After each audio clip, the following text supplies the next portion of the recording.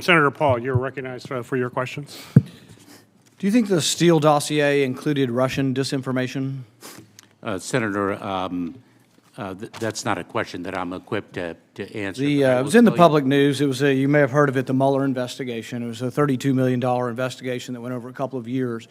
Horowitz was an investigator general, and he looked at the FBI's activity in the beginning of this. And what the FBI concluded was that there were FBI agents throughout this period of time who concluded that, yes, the dossier was full of Russian disinformation. So let's say it is Russian disinformation. You say your new Disinformation Governance Board is going to help the public with disinformation. You claim it's not going to be about domestic, it's going to be about foreigners and those evil Russians. So here's my question. The FBI concludes that the Steele dossier was full of Russian disinformation. CNN propagated this disinformation gladly for years and years. The difference, I guess, between your opinion and our opinion is that as despicable as it is that CNN propagated this disinformation, I wouldn't shut them down. I wouldn't lecture them. I wouldn't put it on a government website that CNN's wrong for propagating disinformation. The problem you have is you're not even willing to admit, I mean, we can't even have an agreement on what the FBI said was disinformation. How do you propose that you're going to have an office of disinformation governance if you see the problem in even determining what is disinformation? Oh, Senator, because our work is not focused on disinformation writ large. Where we, the Department of Homeland Security, become involved is when there's a connectivity between disinformation and threats to the security of the homeland. Well, that's what the Russians might be considered that. You mentioned the Russians the other day when you tried to pivot away from this being about censorship. But let's say it is the Russians. I know you're not going to ever agree that the Steele dossier, which y'all spent so much money on, was disinformation. But it was, and the FBI concluded. But let's just say there's an imaginary disinformation. You've discovered tomorrow Russian disinformation that's going to hurt our national security, and CNN's broadcasting it. What are you going to do? Senator, let me... You're going to tell Putin, you shouldn't do this. Senator, what are you going to do? Senator, let me explain what we do in the Department of Homeland Security with respect to disinformation, and frankly, what we've been doing for nearly 10 years across different administrations. The cartels propagate disinformation that Title 42 does not apply to a particular community of migrants from a particular country. How are they propagating this? If I may, through social media, and what we do through U.S. Customs and Border Protection is actually communicate via social media and other channels that is false, that we do apply Title 42. So let's say there's Russian disinformation as well. Are you going to take to social media and broadcast that people are broadcasting something incorrect about what do you think is Russian disinformation? Senator, let me emphasize... Well, you said the other day Russians, and now you're saying not so much the Russians, you're saying the cartels. No, I'm not. No, I'm not, Senator. You're mischaracterizing my statement. Then what are you going to do if there's Russian disinformation? You're going to broadcast something on social media? Allow me to share when we become involved in the Department of Homeland Security. We become involved when disinformation poses a threat to the security of our country. It is when there's a connectivity to a threat to our country. It could be a threat, connectivity to violence. And what this working group does, is precisely what I would think you would want it to do, which is to take a look at the disinformation work that our department has done and ask the following questions.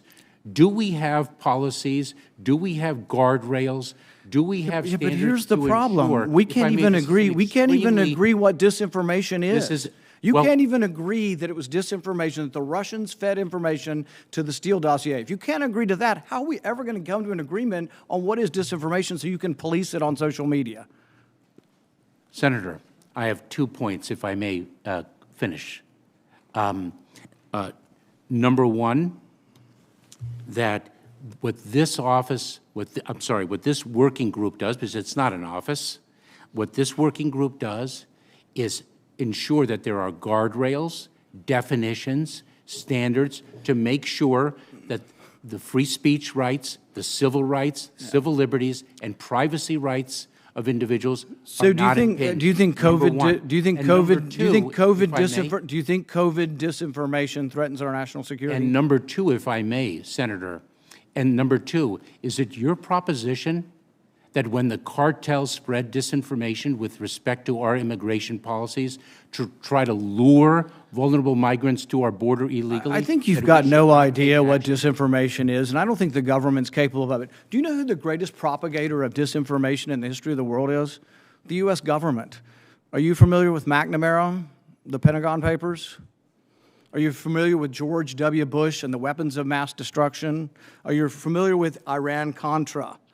I mean, think of all the debates and disputes we've had over the last 50 years in our country. We work them out by debating them. We don't work them out by the government being the arbiter. I don't want you guardrails. I want you to have nothing to do with speech.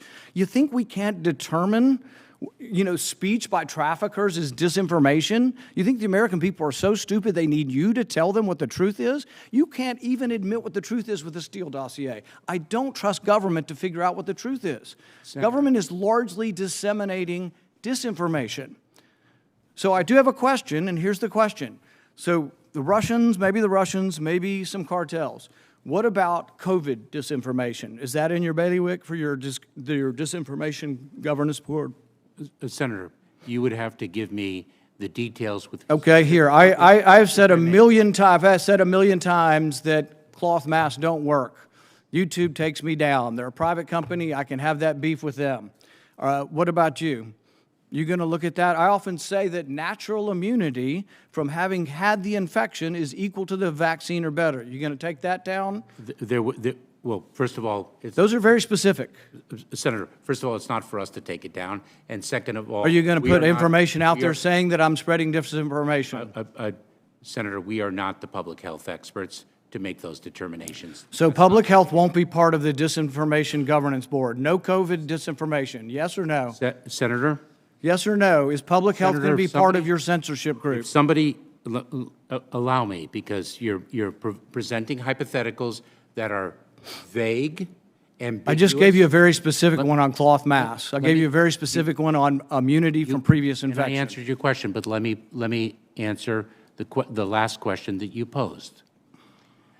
Do not, under any circumstances, accept a vaccine at a FEMA overseen vaccination center because they are actually peddling fentanyl. Now, should I sit back and take that, or should I actually disseminate accurate information? That's what we would do. Should FEMA issue accurate information that the vaccinations that we are administering in the sites that we oversee actually are the COVID-19 vaccines? I have that a greater been respect approved? for the American people That's than all- you do. that's I think my the question. American people can figure out the truth. And if you think the American people need to be told there's not fentanyl in the vaccination, feel free to say it. But the thing is if you are going to go around saying that you are the arbiter of information and of disinformation, I think you have no clue. I've And never you said don't that. have the perspective history knowing that disinformation, the largest progenitor of disinformation in our history has probably been the U.S. government. I've never said that, and actually I've said the exact opposite. Thank you, We are Senator. not the truth police. Thank you, Senator Paul. Senator